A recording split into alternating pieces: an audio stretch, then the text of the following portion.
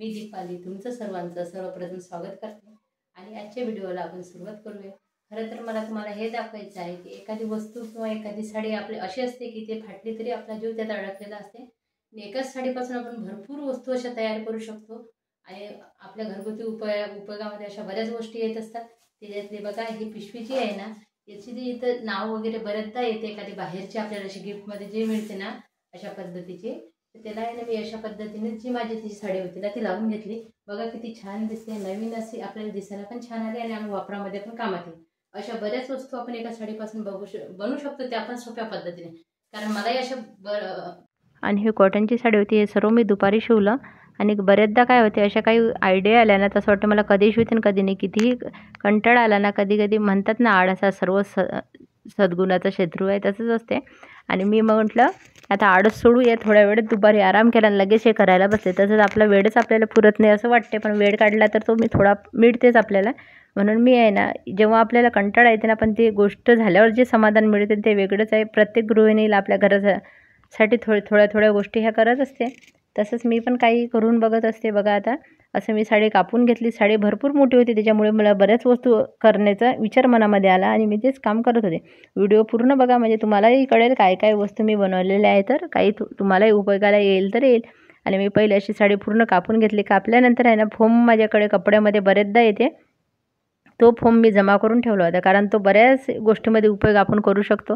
कधी कधी पोळ्यांसाठी रुमाल जरी बनवायचे असतील, त्याच्यामध्ये छान असं आपण गोल एकदा केले होते मी, तेव्हापासून केले नाही, पण आता फोम माझं एवढाच होता आणि तेवढ्या याच्यात मला ह्या वस्तू बनवायच्या होत्या आज तरी। आणि मग मी साडी बघा अशी चौकोनी अशी कापून घेतलेली आहे। पहिले तर फोम एकावर एक ठेवून बघितला किती आपला फोम आहे, तर तो काही खूप जास्त नव्हता, असा एक होता तर तो फाटलेला होता पूर्ण, म्हणून मी अशी घडी करून घेतली। आणि नंतर तो फोम आहे ना, तो मी शिलाई मारून जोडून घेतला। पहिले मशीन पण बरेच दिवस बंद असली ना तर ती खराब होते, म्हणजे कोणतीही मशीन हे चालू असणं किती हे असते, उपयोगी असते। मागे तर खराब झाले तर मी त्याला थोडीशी दोरी वगैरे बांधली, कधी कधी दोरी ढिल्ली झाली आणि तेव्हाही मशीन चांगली चालत नाही, आणि तेल भरपूर दिलं आणि नंतर मशीन माझी खूप छान चालायला लागली। बघा आता मी तो हे फोम आहे ना पूर्ण या कपड्याला एक साईडने शिलाई मारून जोडून घेते। फोम असं छान असं जोडून घेतला की मग काय करायचं, सगळीकडनं अशी शिलाई करून घ्यायची। शिलाई झाल्यावर तो कपडा जेवढा आहे ना तेवढा कपडा मी याच्यावर फोल्ड करणार आहे, जेवढा आपला फोम आहे तेवढा।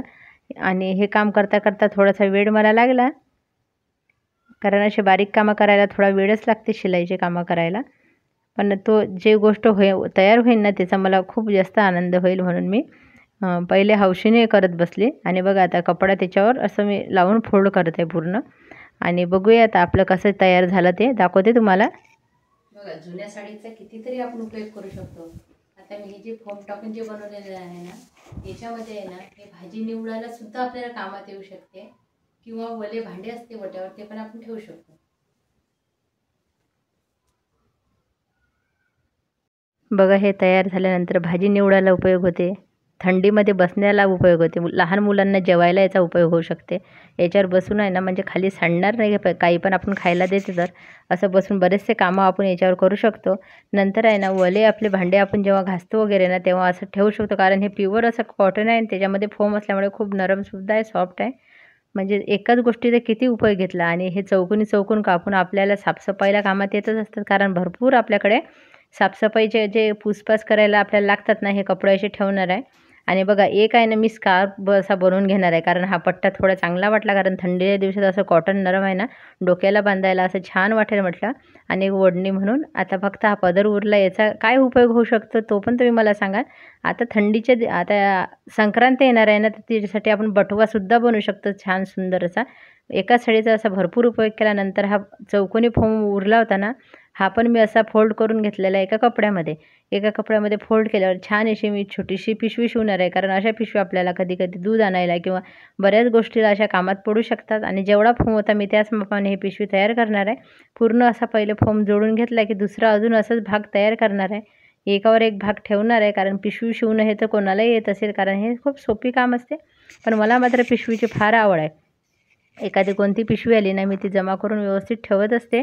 आणि दुसरं पण बघा आता दुसरंही तसं तयार केलं, आता हे दोन्ही एकावर एक शिवून छान पिशवी तयार होईल। आणि बघा आता पिशवीला नाडे लावून घेतले, नाडे पहिले लावायचे होते पण कधी कधी असं विसरून जातो आपण, आणि आता बघा आपली खूप अशी छान पिशवी तयार झालेली आहे. आणि हे पिशवी बघा किती छान झाली आणि हे खूप दिवस टिकणारीसुद्धा आहे, कारण हे खूप छान अशी जाड अशी मस्त झालेली आहे तयार. आणि बघा आता आपल्याकडे आधीच्या पण मी पिशव्या काही शिवलेल्या आहे आणि काही आलेल्या जमा केलेल्या आहे, त्या मी तुम्हाला दाखवते. आणि इथं बघा आता हे मी जीन्सपासून तयारी केलेली होती काही दिवसापूर्वी.